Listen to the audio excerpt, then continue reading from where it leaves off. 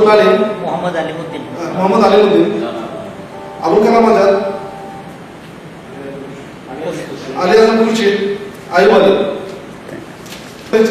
Mizanur Rahman, vice president Enamul Haque, vice president 2 Saifur Rahman, general secretary Enamul Islam, joint secretary Mamunur Rashid, cultural secretary Abdullah Wal, assistant cultural secretary Zahid Hossain Talukdar, finance secretary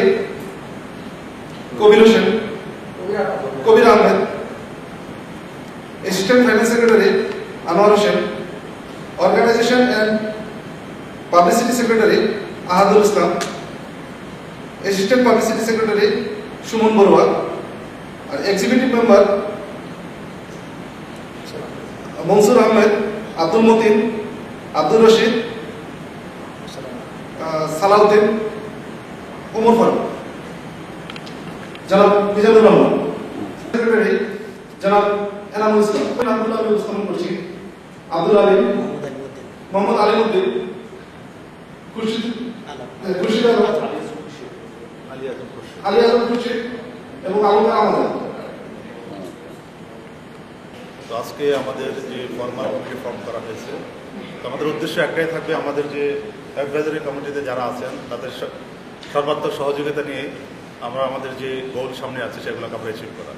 তো সেটাই আমাদের target, যে বাংলাদেশ কাব্য কমিউনিটির দীর্ঘ আমরা কামনা করছি। আল্লাহ হাফেজ। আসসালামু আলাইকুম সম্মানিত সুধীবৃন্দ, আজ আমরা কাব্য বাংলাদেশি কমিউনিটি একটা কমিটি গঠন করতে করে আমাদের আমন্ত্রিত এবং গর্বিত। আমাদের এই কমিটিতে যাদের নাম এসেছেন তারা সভাপতি, সেক্রেটারি এবং ফাইন্যান্স সেক্রেটারি, তারা কমিটি সুন্দরভাবে কমিটি পরিচালনা করবেন এবং অ্যাডভাইজারি কমিটিতে যারা আছেন তাদের পরামর্শ ক্রমে আমরা এই কমিটিটাকে সুন্দরভাবে পরিচালনা করার জন্য আমরা আমাদের প্রতি সবাই আমরা ইনশাআল্লাহ কাজ করতে পারি সুন্দরভাবে, সেটা আমরা আজকের এই নতুন সংগঠনটি কাব্য কমিউনিটির পক্ষ থেকে যারা যারা নিয়োজিত এবং দায়িত্ব অর্জন করেছেন এবং দায়িত্ব দেওয়া হয়েছে, অত্যন্ত নিষ্ঠা এবং সততার সাথে যার যার দায়িত্ব পালন করবেন বলে আমি এই কমিউনিটির অ্যাডভাইজারি কমিটির সকলের পক্ষ থেকে আপনাদেরকে অনুরোধ করছি এবং সাগর সম্ভাষণ জানাচ্ছি। সব জায়গায় যার যার অধিকার, আমাদের বাংলাদেশি কমিউনিটির অধিকার বজায় রাখার আপ্রাণ চেষ্টা থাকবে এবং আমরা একে আরেকজনের সাথে হাতে হাত মিলিয়ে কাঁধে কাঁধ মিলিয়ে এগিয়ে যাব, এই আমাদের প্রত্যাশা।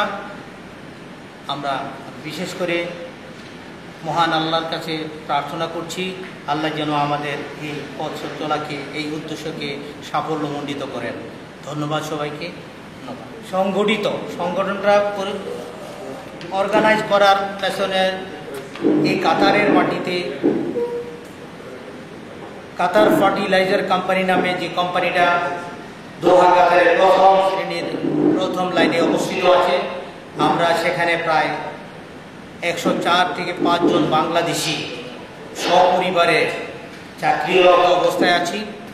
আমাদের বিভিন্ন প্রয়োজনীয় বিভিন্ন সুযোগ সুবিধা, বিভিন্ন কালচারাল বিভিন্ন প্রোগ্রাম, সব ধরনের অর্গানাইজেশন এবং অনুষ্ঠান সূচি উদযাপন করে যাতে আমাদের পুরো কমিউনিটিতে বাংলাদেশি কাব্য কমিউনিটির সবাই যেন আমরা কাতারে প্রতিষ্ঠিত হতে পারি এবং সবাই যেন বিভিন্ন অনুষ্ঠানের মধ্যে আমরা একত্রিত হয়ে সমস্ত সাংস্কৃতিক অনুষ্ঠান বলেন, যে কোনো ধরনের অর্গানাইজেশনাল প্রোগ্রাম বলেন, আমরা যাতে করতে পারি এবং আমরা একজনে আরেকজনের সুবিধায় বিপদে আপদে এগিয়ে আসতে পারি, এই আমাদের উদ্দেশ্য।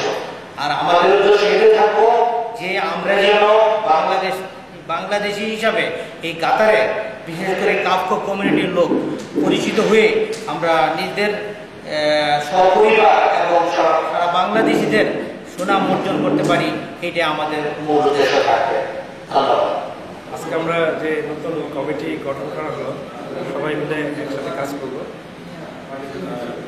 ভবিষ্যতে সবাই একসাথে কাজ করবো এবং সবার কমিউনিটির সবার উন্নতি বা সব সুযোগ সুবিধা কভার করে সেই দিকে লক্ষ্য রাখবো। নিজেদের মধ্যে